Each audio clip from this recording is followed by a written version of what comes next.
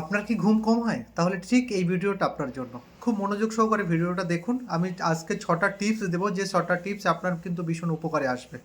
১ম পয়েন্ট, যেটা আপনাকে রেগুলার বেসিসে ৩০ মিনিট এক্সারসাইজ করতে হবে। যদি আপনি রেগুলার বেসিসে ৩০ মিনিট এক্সারসাইজ করেন, তাহলে কিন্তু আপনার ঘুম আসতে বাধ্য।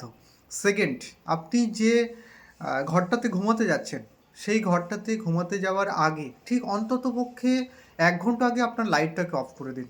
২ নম্বর পয়েন্ট গেল। ৩ নম্বর পয়েন্ট, লাইটটা অফ করে দিয়ে সেই বেডে বসে আপনার স্পাইনাল কর্ড স্ট্রেট রেখে একটু মেডিটেশন করুন। সে ১০ থেকে ১৫ মিনিট হতে পারে, কোনো অসুবিধা নেই। ফোর্থ পয়েন্ট, আপনি রেগুলার বেসিসে একই টাইমে ঘুমাতে যান। মানে আমি বলতে চাইছি, আজকে আপনি ঘুমাতে গেলেন রাত ১২টায়, কালকে ঘুমাতে গেলেন রাত ১১টায়, তারপরের দিন ঘুমাতে গেলেন রাত ৯টায়, এরকম না। রেগুলার বেসিসে আপনি যে টাইমে হতে পারে, সে ১০:৩০ হতে পারে, ১১টা হতে পারে, আপনি সেই রেগুলার বেসিসে একই টাইম মেনটেন করুন। তাহলে কিন্তু আপনার কিন্তু ঘুম ভালো হবে।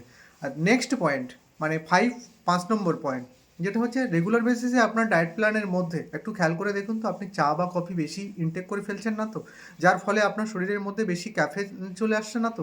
ক্যাফেন কিন্তু বডিতে যদি বেশি পরিমাণে চলে আসে, তাহলে কিন্তু আপনার ঘুম কম হবে।